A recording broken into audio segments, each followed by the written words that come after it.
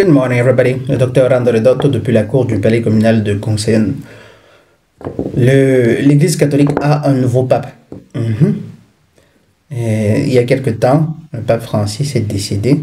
Nous avons un nouveau pape. Et il y a des choses intéressantes qu'on peut dire à ce sujet.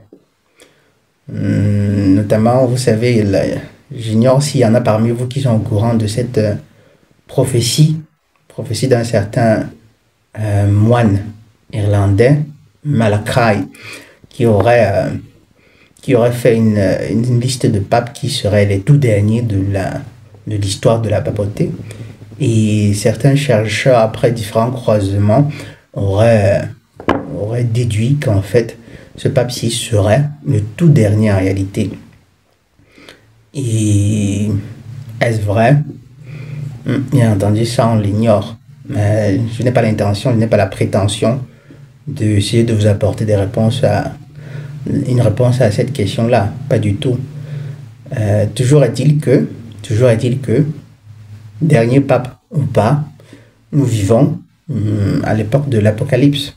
L'Apocalypse que vous ne devez pas comprendre comme nécessairement des catastrophes intermittentes ou récurrentes, mais tout simplement comme une époque de révélation, une époque où une lumière réelle arrive sur l'humanité. Parce que dites-vous bien que nous vivons à une époque cosmique, historique et cosmique qui est caractérisée notamment par l'aveuglement, la perdition, le Kali Yuga, comme c'est appelé dans les traditions asiatiques, indiennes. Et l'Apocalypse, c'est beaucoup plus des révélations.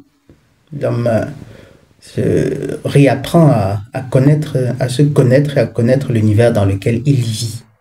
Il se réveille de sa torpeur, de la torpeur dans laquelle il a été plongé pendant longtemps par les seigneurs ténébreux. Et bien entendu, il y a beaucoup de choses qui ne pourront être digérées que par des âmes pures. Et par âmes pures, comprenez, non pas des personnes qui n'aient jamais péché, chose impossible, mais des personnes justement capables de rechercher la vérité avec bonne foi, avec bonne volonté, de l'accepter le moment venu, aussi difficile, aussi douloureuse puisse-t-elle être. C'est ça les cœurs purs, ces personnes qui sont disposées à donner, à fournir l'effort nécessaire à lutter pour soumettre leur ego pour un plus grand bien, pour la vérité, pour le triomphe de la vérité, de la justice, de l'équité. C'est cela, les âmes pures. Et donc, ce sont ces âmes pures-là qui, à force de travail, réussiront à ouvrir les yeux et à se mettre à l'abri. Il n'y en aura pas beaucoup en tout cas. Il paraît que c'est 144 000. En fait, grâce à la miséricorde divine, environ 144 000. Quoi qu'il en soit, bien, on a un nouveau pape et un fait intéressant lié à cet événement, mais là c'est l'événement qui a induit la nécessité d'élire un autre pape, c'est-à-dire la mort du pape Francis. Et il y a un épisode qui m'a particulièrement marqué. Commencez par regarder cette petite vidéo. Cet homme noir a été refusé de voir le corps du pape François, on rembobine, décédé d'un AVC le 21 avril. Dans une vidéo devenue virale, on cet homme noir patientait plus de 3 heures avec un bouquet à la main. Il voulait simplement se recueillir. Mais au moment d'approcher, 2 gardes suisses lui bloquent l'accès. On lui dit que la cérémonie est terminée. Pourtant, juste après, plusieurs visiteurs blancs y sont encore autorisés à entrer. Il reste calme quelques secondes, puis s'emballe. Il crie « C'est parce que je suis noir que je peux pas dire au revoir au pape ?» La foule recule. Certains filment. Un homme en costard surgit, l'attrape par le bras et le fait sortir de force sous les regards gênés. Avant de disparaître, il lâche « Je voulais juste lui dire merci ». Depuis, les images font le tour du monde. Certains dénoncent une discrimination évidente, d'autres parlent d'un malentendu logistique. Mais le doute est là, des hashtags demandent justice. Et une question commence à circuler. Avec cet acte, certains pensent bien que le prochain pape pourrait être noir. Et toi, t'en penses quoi? Geste isolé ou image d'un système qui a encore peur de changer?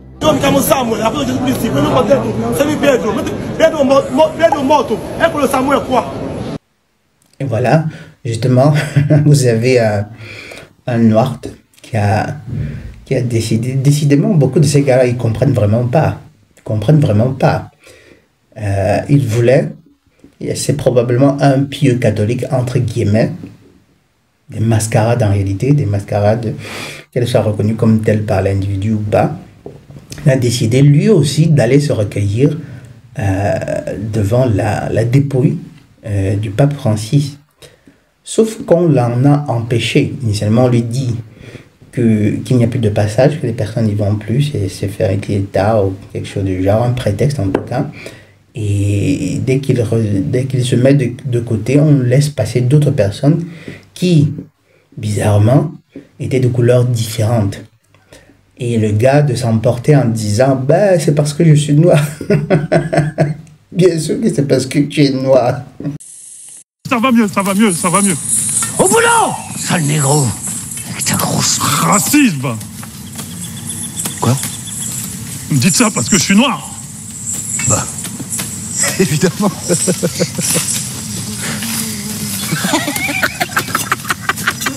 Et je suis toujours dépassé par tous ces Africains-là qui vivent dans une puissante illusion d'inclusion, comme le dit si bien un confrère américain, une puissante illusion d'inclusion.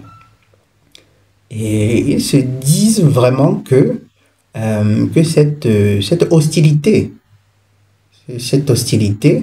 envers eux, du jour au lendemain, parce qu'il a réussi à trouver un travail, parce qu'on ne lui dit pas de façon, chaque jour, de façon déjà que ça encore, il faudra voir.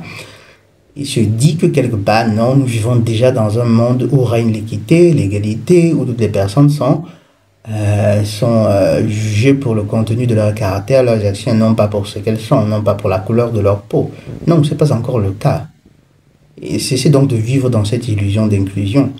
Et le comble dans tout ça, c'est quoi? C'est que il se trouve à vivre, à être traumatisé de cette façon, alors qu'il s'adonne à une pratique qui est même interdite par le Dieu qu'il prétend servir. Il n'y a aucun moment dans la Bible, qu'il s'agisse de l'Ancien ou du Nouveau Testament, est-il demandé aux fidèles justement non seulement de reconnaître par exemple l'autorité